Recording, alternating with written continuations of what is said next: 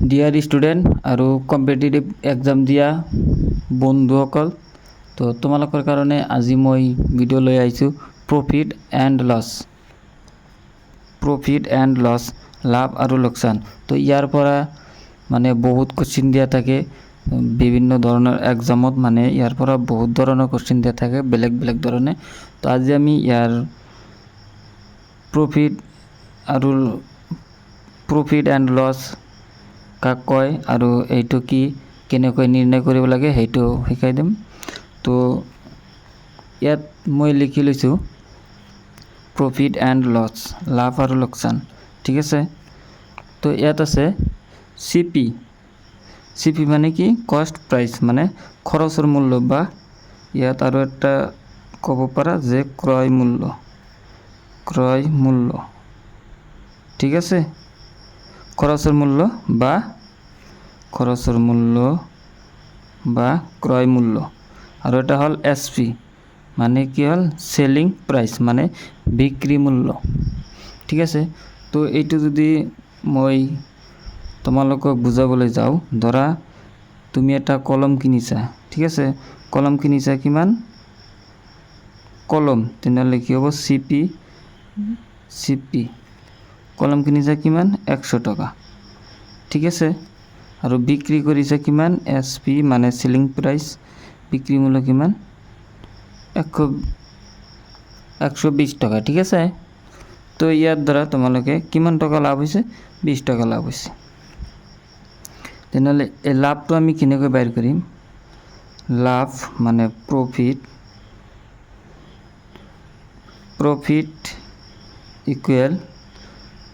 Equal কি হ'ব? SP minus চিপি, ঠিক আছে। তো এছপি মানে কি আমাৰ চেলিং প্ৰাইচ আমাৰ কিমান আছিল? 120 মাইনাছ কিমান? 100। তেনেহ'লে আমাৰ ইটো কি আহিব? লাভটো কি আহিব? প্ৰফিট 20 টকা, ঠিক আছে। যদি ইয়াক তুমি পাৰ্চেণ্ট, মানে যদি এইটো পাৰ্চেণ্ট আকাৰে লিখিব যোৱা, যদি তোমাক দিয়া থাকে যে ইয়াত কিমান লাভ হ'ব, সেইটো শতকৰা ৰূপত প্ৰকাশ কৰা বা শতকৰা হিচাপে প্ৰকাশ কৰা, ঠিক আছে। তেনেহ'লে কি কৰিবা? শতকৰা হিচাপে যদি তোমাক দিয়ে যে পাৰ্চেণ্ট প্ৰফিট ইকুৱেল, ইয়াত কি হ'ব? এইটো মানে সূত্ৰ প্ৰফিট বা লছ, ঠিক আছে। প্ৰফিট বা লছ, তলত কি হ'ব? চিপি মানে কষ্ট প্ৰাইচ, যেটো আমাৰ কিনা মূল্য থাকিব। আৰু যেহেতু শতকৰা বাহিৰ কৰি দিছে, তো পাৰ্চেণ্ট বাহিৰ কৰি দিছে, গতিকে ইয়াত 100% এটা পূৰণ হ'ব, ঠিক আছে। তো ইয়াৰ পৰা যদি আমি প্ৰফিট পাৰ্চেণ্ট মানে লাভৰ যদি শতাংশ বাহিৰ কৰিব যাওঁ, তেনেহ'লে কি হ'ব?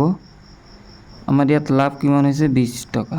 তো 20 টকাটো ওপৰত থাকিব, আৰু আমাৰ কি দিছে তলত? কি আছে? চিপি মানে কষ্ট প্ৰাইচ, মানে কিনা মূল্য কিমান আমাৰ? 100 টকা ইনটু কিমান হ'ব? 100%, ঠিক আছে। তো এই 0 কেঞ্চেল, তেনেহ'লে আমাৰ কি থাকিব? 20%, ঠিক আছে। এইটো আমাক দিয়া আছে 20%, মানে এইটো আমাৰ কি পাৰ্চেণ্ট বাহিছে, ঠিক আছে। মানে যদি আমাক লাভ বা লছৰ যদি শতকৰা বাহিৰ কৰিব দিয়ে, তেনেহ'লে ওপৰত কি হ'ব? লাভ বা লছ মানে প্ৰফিট বা লছ হ'ব ওপৰত, আৰু তলত হ'ব ক্ৰয় মূল্য, মানে যেটো আমাৰ কিনা মূল্য থাকিব এইটো, আৰু ইনটু কি থাকিব? 100%। তো এইটো বুজাৰ কাৰণে আমি কেইটামান উদাহৰণ লৈছোঁ, তোমালোকক কৰি দিওঁ, তোমালোকে বুজি লোৱা। তো এইটো এটা উদাহৰণ লৈছোঁ। ইয়াত দিয়া আছে কি এজন দোকানীয়ে এটা বস্তু 200 টকাত কিনি 240 টকাত বিক্ৰী কৰিলে শতকৰা লাভ হ'ব। ইয়াত অপশ্যন দিয়া আছে। তো ইয়াত আমাৰ কি আছে? ইয়াত আমাৰ চিপিটো কিমান হ'ব? চিপি কিমান আছে? কিমান মানে এজন দোকানীয়ে এটা বস্তু 200 টকাত কিনিলে, তো চিপি কিমান হ'ব? 200 টকা, ঠিক আছে। আৰু এছপি কিমান হ'ব? আমাৰ এছপি কিমান হ'ব? 240 টাকা। আমার ইয়াত যদি আমি ইয়াত আমার কি হচ্ছে লাভ হয়েছে, তো প্রফিটটা যদি আমি বাইর করে যাতে নাহলে কী হবো প্রফিট ইকুয়াল কী হবো এসপি মাইনাস সিপি। ঠিক আছে, তো এসপি আমার কিমান মানে সেলিং প্রাইস কিমান 240 মাইনাস 200, তেনেহ'লে আমার প্রফিটটা কি আইব ইয়াত প্রফিটটা আইব আমার 40 রুপিস। ঠিক আছে, তো এতিয়া যদি আমাক ইয়াত এইটো যদি আমাক শতকৰা ৰূপত প্ৰকাশ কৰিব দিয়ে মানে ইয়াত দিছে শতকৰা লাভ হ'ব, তো শতকৰা লাভটো আমাৰ কি হ'ব, তো শতকৰা লাভ মানে বাইৰ কৰিব গ'লে আমাৰ কি হ'ব ওপৰত কি হ'ব প্ৰফিট। ঠিক আছে, মানে লাভটো কিমান হৈছে 40 আৰু তলত আছে আমাৰ কি সিপি, আগতে সূত্ৰটো দিছোঁ তলত হ'ব কি সিপি মানে কি ক্ৰয় মূল্য কিমান 200 ইনটু 100%। ঠিক আছে, এইটো এই 0 কেঞ্চেল, এই 0 কেঞ্চেল, আৰু ইয়াত আছে কিমান 2 4 মাজত যাব দুবাৰ, ইয়াত শূন্য আছে ইয়াত আহি যাব, তো আমাৰ কি হ'ব 20%। তো আমাৰ 20% ইয়াত কি আছে বি নাম্বাৰটো ইয়াত শুদ্ধ হ'ব, ইয়াত বি নাম্বাৰটো শুদ্ধ। ঠিক আছে, তো এতিয়া আমি নেক্সট অংকটো কৰোঁ। নেক্সট আৰু এটা উদাহৰণ ল'ম। তো এইটো আমাৰ উদাহৰণ লোৱা হৈছে মানে বহুতকেইটা উদাহৰণ লোৱা হৈছে, তোমালোকক মানে ভালকৈ বুজাই দিয়াৰ কাৰণে বহুতকেইটা উদাহৰণ লোৱা হৈছে। তো ধৈৰ্য সহকাৰে চাই ল'ব, গোটেইখিনি চালে তোমালোকৰ ক্লিয়াৰ হ'ব। তো ভিডিঅ'টো ভাল লাগিলে এটা লাইক কৰি দিবা, চেনেলত নতুন হ'লে ছাবস্ক্ৰাইব কৰি দিবা। তো এইটো কি হ'ব, এটা কলম 80 টকাত কিনি 72 টকাত বিক্ৰী কৰিলে শতকৰা লোকচান হ'ব। মানে 80 টকাতে কিনিছে আৰু 72 টকাত বিক্ৰী কৰিছে, তেনেহ'লে শতকৰা লোকচান কিমান হ'ব। ঠিক আছে,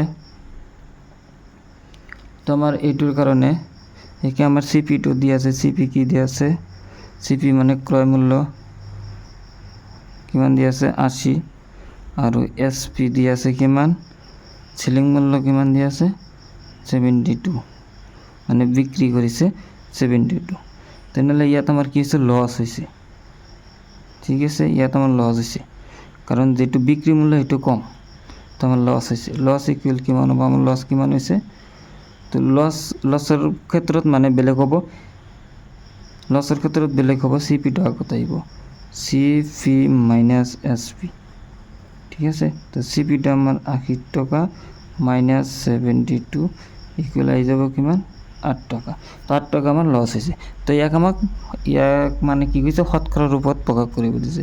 তো শতকৰা কৰিলে কি হ'ব, ওপৰত 8 হ'ব আৰু তলত সিপিটো কিমান আছে আমাৰ 80 ইনটু ইয়াত আছে কিমান হ'ব 100%।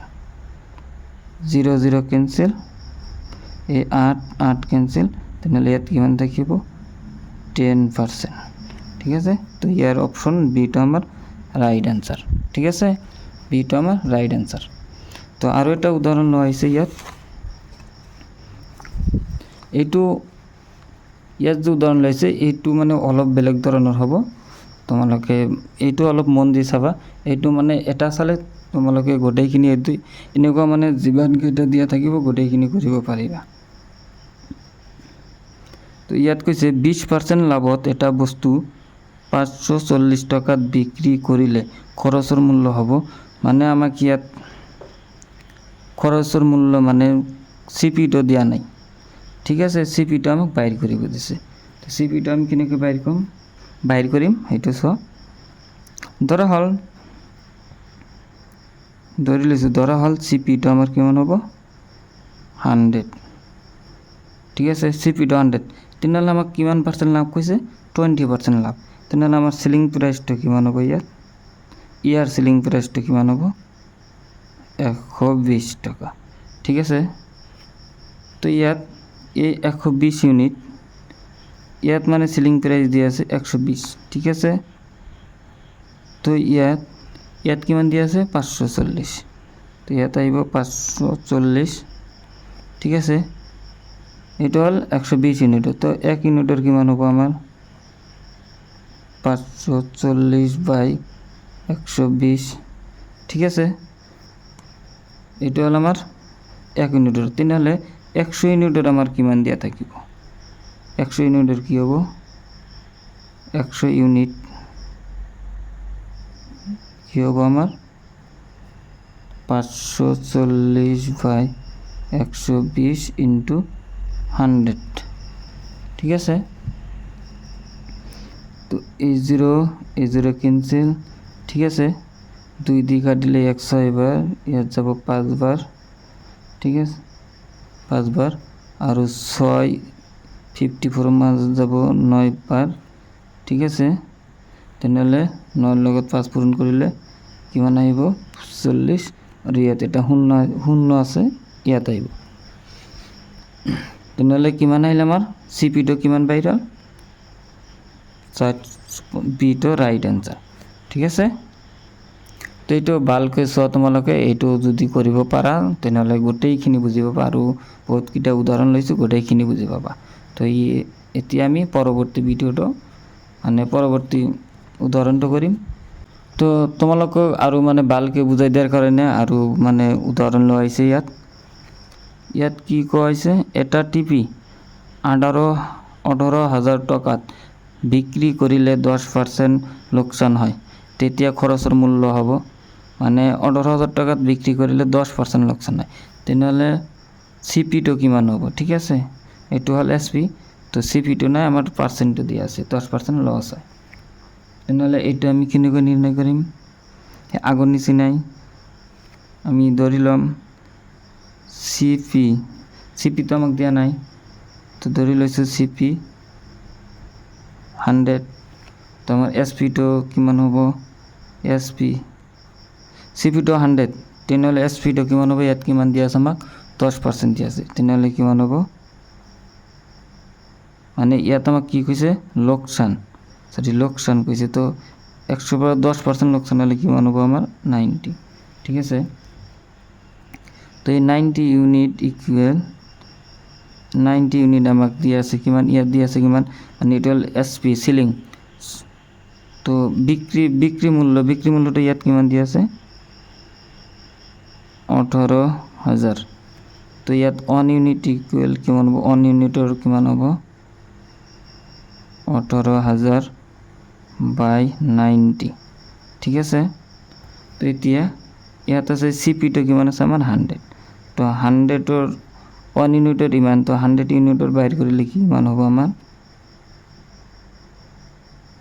18,090 ইন্টু 100%, এই জিৰো কেঞ্চেল, 9 18 মাজত কিমান বাৰ যাব 2 বাৰ যাব, তো এই 2টো লিখিছোঁ, আৰু শূন্য কেইটা আছে 1 2 3, আৰু ইয়াত এটা আছে 4, 1 2 3 4, তেনেহ'লে আমাৰ কিমান আহিল 20,000 টকা। তো অপশ্যন বি টো ৰাইট এনসাৰ, ঠিক আছে। তো এতিয়া আমি নেক্সট আৰু এটা উদাহৰণ লৈছে সেইটো কৰিম। তো ভিডিঅ'টো ভাল লাগিলে এটা লাইক কৰি দিবা, আৰু বন্ধু বান্ধৱীৰ লগত শ্বেয়াৰ কৰিবা। তো ইয়াত আৰু এটা উদাহৰণ লৈছোঁ, ইয়াত উদাহৰণটো কি আছে, এখন চেয়াৰৰ খৰচৰ মূল্য 500 টকা, বিক্ৰী কৰিলে 25% লাভত, নিৰ্ণয় কৰ বিক্ৰী মূল্য হ'ব। মানে এখন চেয়াৰৰ খৰচৰ মূল্য মানে কিনা দাম আছে 500 টাকা, 25% লাভত বিক্ৰী কৰিছে, ঠিক আছে। তেনেহ'লে বিক্ৰী মূল্য কিমান হ'ব, এইটো যদি আমি ক'ব যাওঁ এইটো মানে একে ধৰণৰ, ঠিক আছে। এইটো একে হ'ব CP, তো CPটো আমাক বাইর কৰিব দিছে, CP2 তো নাই, CP ধৰা হ'ল 100, ঠিক আছে। তো সিলিংটো কিমান হ'ব SP, বিক্রি মূল্যটা হবে SP, 100 টাকা যদি কিনা থাকে 25% লাভত বিক্রি করলে কিমান টাকা বিক্রি হব 125 টাকা, ঠিক আছে 125 টাকা। তো 125 টাকা দিয়ে CP2 ইয়াত দিয়ে আছে কিমান 500 টাকা, 100 এইটো দিয়ে আছে 100 সমান ইয়াত দিয়ে আছে কিমান 500 টাকা, ঠিক আছে 500 দিয়ে আছে। তো 1 ইউনিটের কিমান হ'ব 1 ইউনিট ইকুয়াল মানে 1 ইউনিট কি হ'ব 500/100 ঠিক আছে তেনেহ'লে এতিয়া 125 ইয়াত আছে কিমান এসপিটা আমার কিমান হ'ব 125 আছে তো 125 ইউনিটের মানে এইটো হল 1 ইউনিট তো 125 ইউনিটের কি হ'ব 500/100 ইনটু 125 ঠিক আছে 80 ক্যান্সেল এই দুটা আর এই দুটা ক্যান্সেল কর তো 5 দিয়ে 1 পূরণ হবে 5 দিয়ে 1 পূরণ হলে আমার পূরণ করলে আমার কি মান হইব 625 ঠিক আছে কারণ 5 দিয়ে 100 পূরণ করলে 500 আর 5 25 125 তো ওই টোটাল কি মান হল 625 টাকা তো এটা হল আমার অ্যান্সার তো এইটু কি মান আছে বি নাম্বারত রাইট অ্যান্সার ঠিক আছে তো এতিয়া লাস্ট আরো এটা উদাহরণ আছে এইটু করিম তো আমি লাস্টে আরো এটা উদাহরণ লইছি ইয়াত এইটু হেক তো আজির কারণে এইটুই হেক হবো তো ভিডিওটা ভালো লাগলে এটা লাইক করে দিবা তো ইয়াত মানে কি করা হয়েছে ইয়াত কি কইছে এটা গড়ি 10% লোকসানত 900 টাকাত বিক্রি করা হল খরচের মূল্য হবো এটা গড়ি 900 টাকাত বিক্রি করিছে কিন্তু 10% লোকসানত তেনেহলে খরচের মূল্য মানে কিনা দাম কিমান হবো ঠিক আছে তো ইয়াত মানে বিক্রি করিছে তেনেহলে সিলিংটো দিয়া সিলিংটো কিমান আছে আমার এসপি দিয়ে আছে 900 টাকা ঠিক আছে এসপি দিয়ে আছে 900 টাকা লস পার্সেন্ট কিমান দিয়ে আছে লস পার্সেন্ট দিয়ে আছে 10% ঠিক আছে তো এটা আমি আকো ধরিম তো কেনেকে করিম ধরা সিপি 100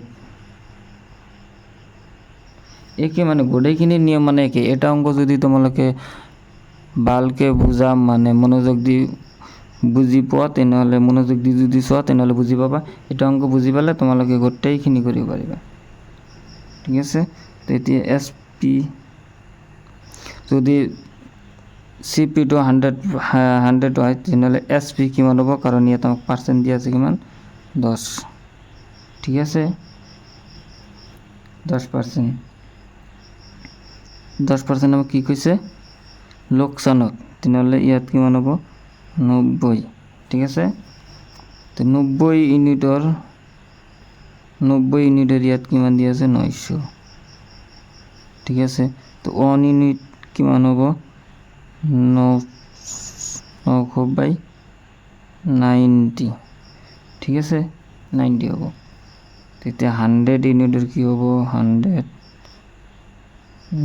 900/90 ইনটু 100 ঠিক আছে 0 0 ক্যান্সেল 9 9 এর মধ্যে কিমান যাব এবার যাব ঠিক আছে ইয়াত 1 আছে 1 আর শূন্য কেইটা আছে 1 2 3 1 2 3 তেনেহলে আমার অ্যানসারটো কি আইব 1000 এইটো ডি নাম্বার হল রাইট অ্যানসার তো আজিৰ কাৰণে এইখিনি আশা কৰোঁ যে তোমালোকে গোটেইখিনি বুজি পাইছা তো যদি বুজি নোপোৱা তেনেহলে কিবা সমস্যা থাকিলে কমেন্ট কৰি কোৱা মই পৰৱৰ্তী আৰু ভিডিও লৈ আহিম ইয়াৰ পৰাই তো আজিৰ কাৰণে এইখিনি ভিডিও ভাল লাগিলে এটা লাইক কৰি দিবা চেনেলত নতুন হলে সাবস্ক্ৰাইব কৰি দিবা তো আজিৰ কাৰণে এইখিনি বাই বাই টাটা।